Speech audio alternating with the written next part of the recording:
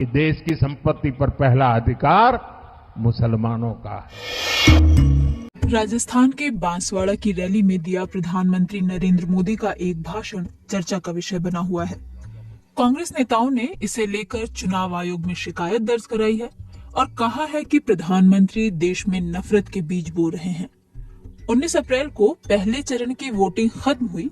इसके बाद 21 अप्रैल को बांसवाड़ा में पीएम नरेंद्र मोदी ने जो कहा, पहले वो सुनिए। पहले जब उनकी सरकार थी, उन्होंने कहा था कि देश की संपत्ति पर पहला अधिकार मुसलमानों का है। इसका मतलब ये संपत्ति इकट्ठी करके किसको बांटेंगे? जिनके ज्यादा बच्चे हैं उनको बांटेंगे। घुसपैठियों को बांटेंगे। क्या आपकी मेहनत की कमाई का पैसा घुसपैठियों को दिया जाएगा? हालांकि पीएम मोदी ने मनमोहन सिंह के जिस 18 साल पुराने भाषण का जिक्र किया है, उसमें मनमोहन सिंह ने मुसलमानों को पहला हक देने की बात नहीं कही थी। मनमोहन सिंह ने अंग्रेजी में दिए गए भाषण में क्लेम शब्द का इस्तेमाल किया था। भारतीय मीडिया के साथ साथ अंतर्राष्ट्रीय मीडिया ने भी मोदी के बयान को अपने पन्नों पर जगह दी है।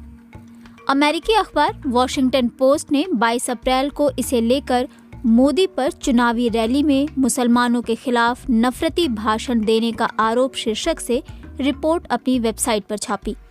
इस रिपोर्ट में भारत के नागरिकता कानून का भी जिक्र किया गया है।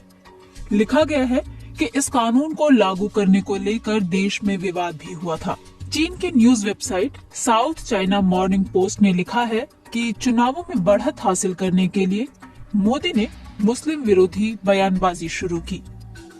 वेबसाइट ने लिखा है कि बीजेपी की उम्मीद के अनुरूप प्रदर्शन न होने के दावों के बीच पीएम नरेंद्र मोदी एक बार फिर चुनावी रैलियों में धर्म का इस्तेमाल कर रहे हैं और उन्होंने भारत के मुसलमानों पर बयानबाजी तेज कर दी है।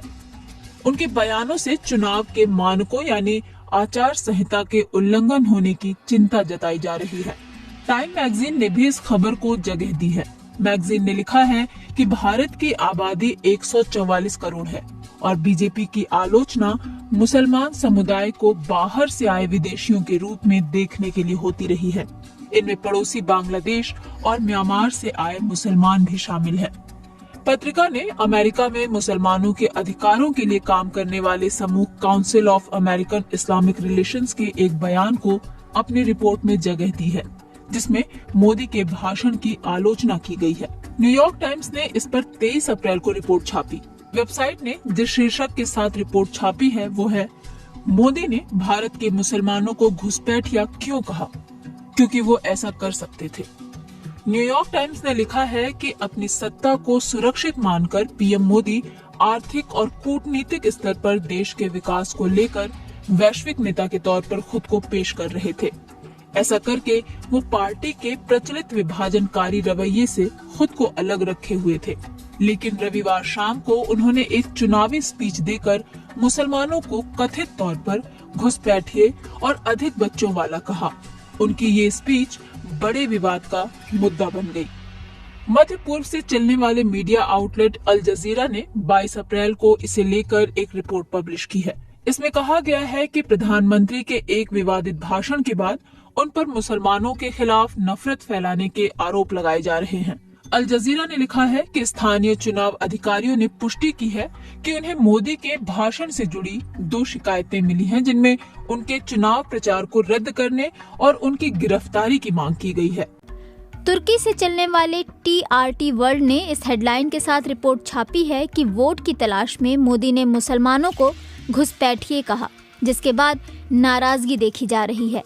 वेबसाइट के अनुसार मोदी की दक्षिणपंथी पार्टी के प्रवक्ता ने उनकी टिप्पणी का बचाव करते हुए कहा कि उन्होंने वही कहा जो सही है।